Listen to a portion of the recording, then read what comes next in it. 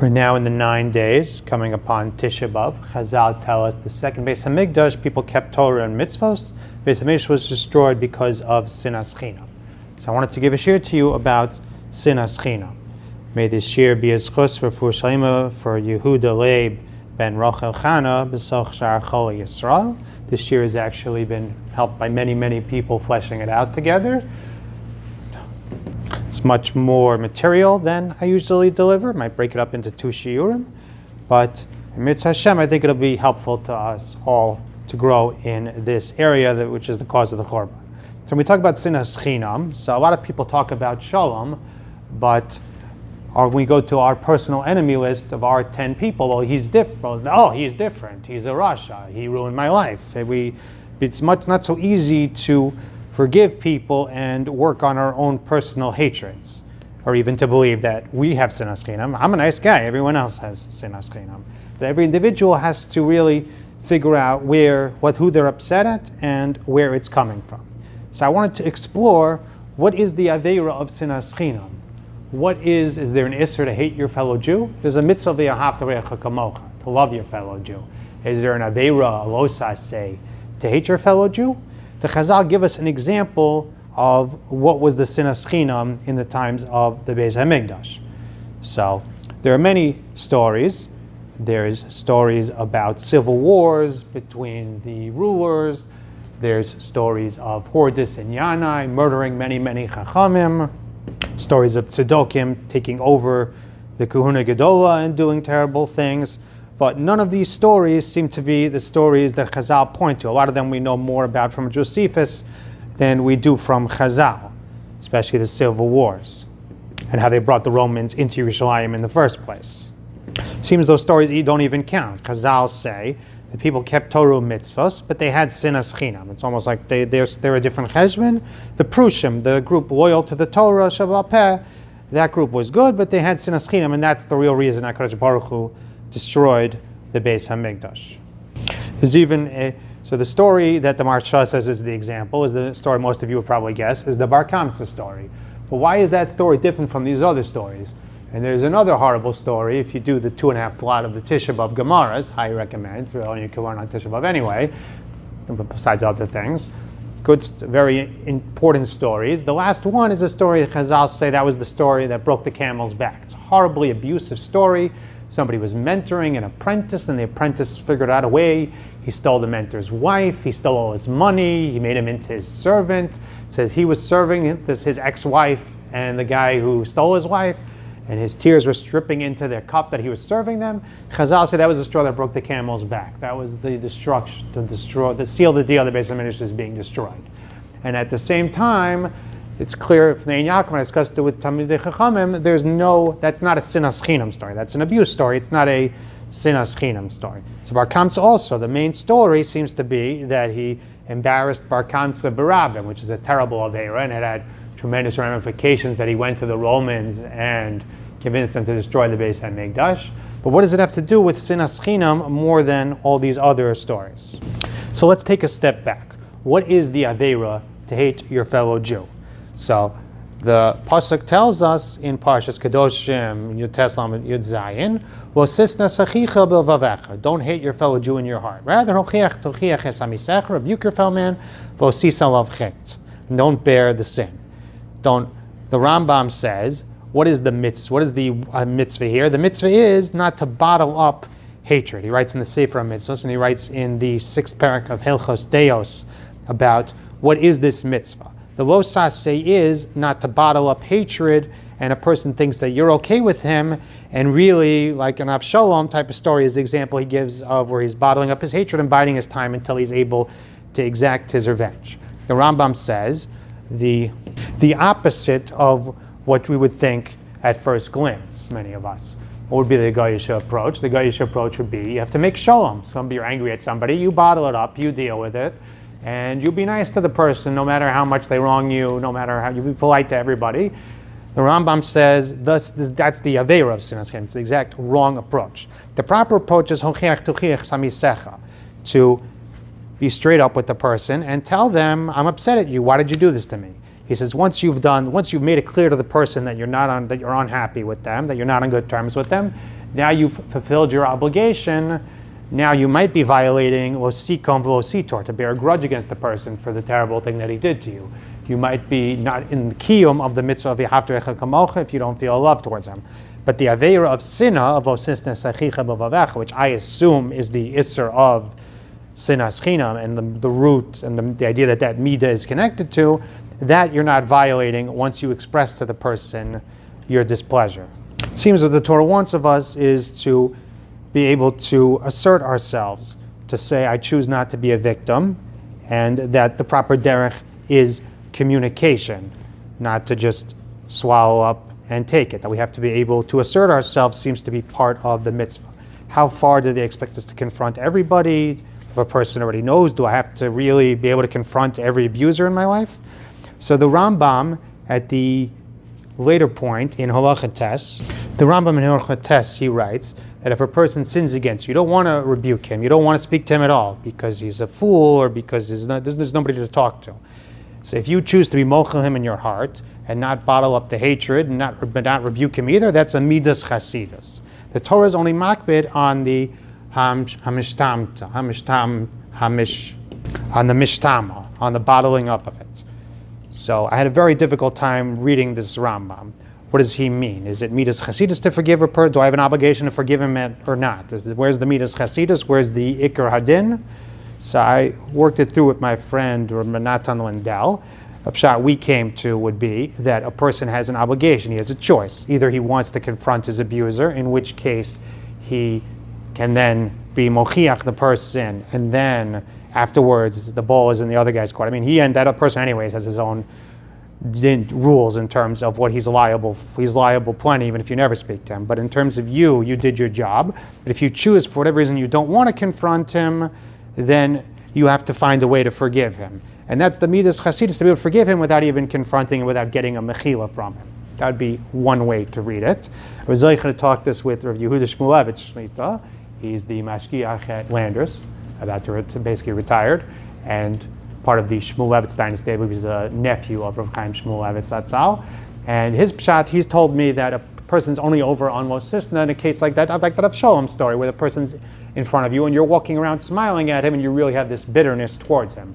But I'm not obligated to chase people down. If I'm not around people, I'm not concealing anything from them, so then I'm not violating Lo Sisna Sechicha B'Vavecha. That's when it's in front of the person. And she's saying number tes is the one where I'm not dealing with the person. He ran off. I'll never see him again. So then then to forgive such a person would be a midas chasidus. I'm not mechuyev to go and chase the person down. It's only lo sisna if I'm covering up my animosity towards a person. B'fanav. Those would be the two pshatim and how to read this Rambam and what our obligation is to confront people and to forgive people. I would suggest there is a caveat to that, which I'm going to talk about in the second share. I would suggest maybe this is the pshat in the Bar Kamtza story. You see, they were not on the same page about this relationship. Bar Kamtza thought that this is going to be a moment of peace, that he actually belongs at the party, and the person who ran the party is so furious at Bar Kamtza that he's like, you give me all the money, I don't care, I can't handle seeing you at my party. Get out of my party. Drags him out in front of everybody. Not even thinking about how foolish that makes him look. Just he's so furious at the person. You see, they were clearly not on the same page in this relationship. Maybe that's my suggestion. Maybe that's why that's the Sinas Chinam factor here, is because of the fact that he didn't let Bar Kamtza know in the first place where they stood in their relationship, which is why Bar Kamtza decided to come to the party. Okay, so this is part of our obligation to forgive people, our obligation for how to deal with people who wrong us. I'd like to explore exactly what the term Sinas Chinam means. Every sinna has a root, and a little bit more practically some eitzes how we can deal with it in part 2 of this shir. So this upcoming time of Tisha over the 9 days, where we talk about Sinas Chinam being the cause of the destruction of the second Beis Hamikdash. I want to continue with part 2 of this exploration of what is the Torah's What are Chazal teaching us? What is the Torah's obligation to us in terms of viewing other people and forgiving other people? This year, again, it should be a Zchus Mitzvah Hashem for Yehuda Leib ben Rachel Chana b'Soch Shachar Yisrael. May he have a refuah shleima b'karav. So when we talk about Sinas Chinam, it's a funny term. Chinam means for naught. But nobody really hates another person for no reason. There's always some reason why I'd have a bitterness. So what do Chazal mean by this term of Sinas Chinam? So Rav Haminer brings the Yerushalmi. That the Yerushalmi is a little more verbose than the Bavli. The Bavli just says they were good people, but they had Sinas Chinam. The Yerushalmi actually says that in the first bias, the Yerushalmi in Yuma Parakaf Aleph, right at the beginning, that the first bias was only Charav because of what is Argi Arayas and Shvichas Damim. The second one, they recognized Hashem, and they learned Torah, they worked on Torah, they were Zohin mitzvahs and Maisros even, and it says Kol Veses Tovais, and they had very good midos. What was the problem? They were Oavin es Hamamon, Vesonin Elu Sinas Chinam. They loved money and they hated each other. And we see how bad Sinas Chinam is, that it's as bad as the big three that it caused the destruction. So Rav Haminer suggests, based on the Shiuri Karban, that we see that they were careful in Meiser. So what does it mean, this Avas Mammon? It means love of other people's money. The way he understands the Gemara is telling us that the root of this Sinas Chinam came from a love of money, which led to jealousy. In other words, that jealousy of other people, of their success, of looking at them and wishing, why do they have something I don't have? Why can't I be like them? That is the root of the Sinas Chinam that brought about the destruction of the Beis Hamikdash. It would seem that that's also how the Chavetz Chaim in his Kuntras Avas Yisrael, where he talks about the idea of Sinas Chinam and trying to rebuild the Beis Hamikdash, he talks very much about hatred that comes from jealousy. It would seem that they're framing it, Sinas Chinam is when I hate a guy for an unjustifiable reason. I'm bitter at him because he's more powerful in shul, he's better in learning than me, he's more financially successful, his kids seem better. Whatever it is that he's standoffish, whatever it is that makes us jealous of other people, maybe we don't realize a lot of times that it's actually coming from jealousy. But according to this pshat, maybe I would have suggested that the reasons, like the real reasons to hate a person, if a person caused me to lose a job, they caused me to lose my house, they caused me a real trauma which has affected my entire life. Such a hatred is maybe I wouldn't call that Sinas Chinam. That's not Bechinam. We discussed in the last year from the Rambam about what my obligations are in such a case in terms of when do I have an Aveira to hate the person, when do I not? There's a concept of forgiveness, but that's a high madrega. According to this setup, such things are not in the realm of Sinas Chinam.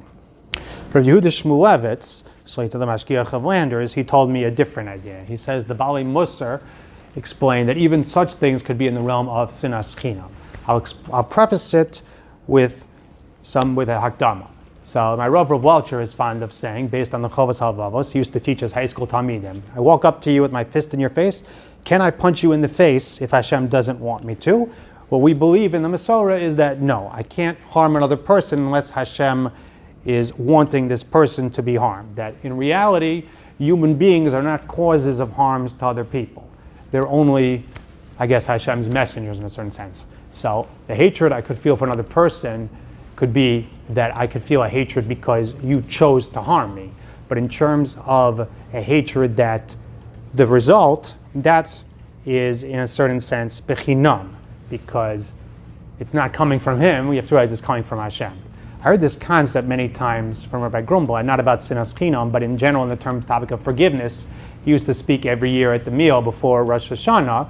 When we want to get a good Gazar Din, Chazal advised us that one of the best things we could do is to forgive people, and then we show Hashem that we're forgiving, and then it's a schus for Hashem to forgive us. So he would speak about a mashal if a person's walking past a tree, and a tree branch falls down on the person's foot, or on the person's car. He says very few people would walk back the next day and burn down the tree. They realize it's not coming from the tree. The tree is just there, but it's not. They don't blame the tree. So he says it has to be our approach with people.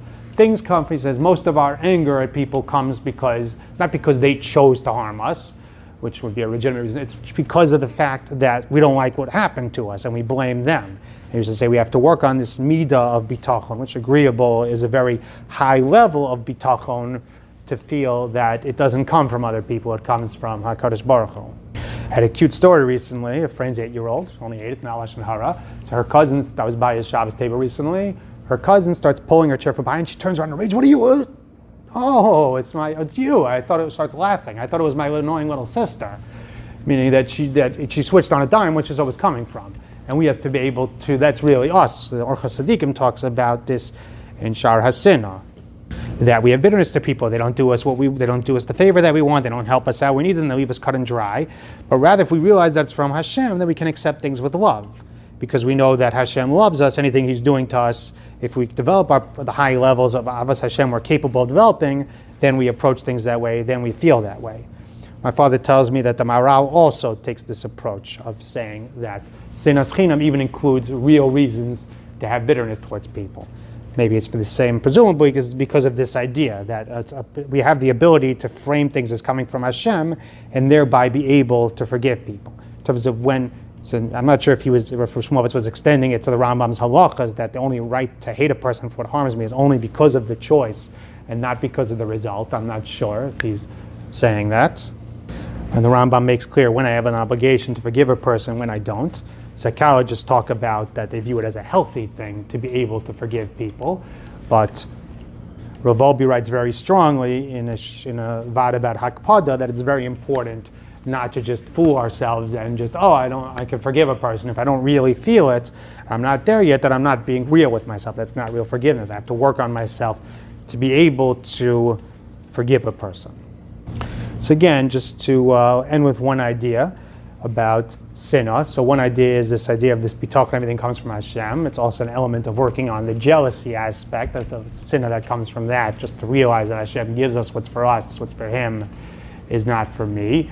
There's another element of just when people wrong us, rub us the wrong way, of reframing people. I heard this from Danielle Kalish, she's really a master of it, is this idea that it's so important to be able to respect other people. If we want to influence other people, if we want to be able to deal with other people, he works with boys that are not always often feel unliked in their previous environment. And his step one is that he's able to find reasons to like them. He's able to respect them because he does respect them, and that's how he's able to start working with them. I once took a workshop from a model called The Nurtured Heart. The exercise was, take the most negative things about the student in your class and reframe it as a positive. Somebody's arrogant and bossy. So maybe it shows leadership qualities. Somebody's impulsive. Maybe it shows they're a real go-getter. And it's not even a trick. As a Rebbe told me when I was discussing this with him, it's the reality. He does have good qualities. The bad things that you don't like about the person are always one flip side of their good qualities. I once even heard such a line about marriage, that the things you dislike the most about your spouse are part of the things you like the most about your spouse. It's a deep idea, I'm not going there. But the point is, if we can reframe people, the people who rub us the wrong way just because they do, and take a look at the thing that rubs us the wrong way and try to find a good source, try to reframe it and say, what's a good thing about them? Where's it coming from? And say, they really are a Baal Chesed. They really are a very confident person. They really are very successful in their thing. Maybe we can reframe people. Maybe that can help us in some of the Sinas Chinam that we feel towards other people. Hope these shiurim were enlightening. I appreciate your willingness to come along with me for 2 9-minute clips. I hope you have a meaningful fast, and may we all be zoche to improve ourselves in this area and bring about the Goel Tzedek Bimheirah Biyameinu. Amen.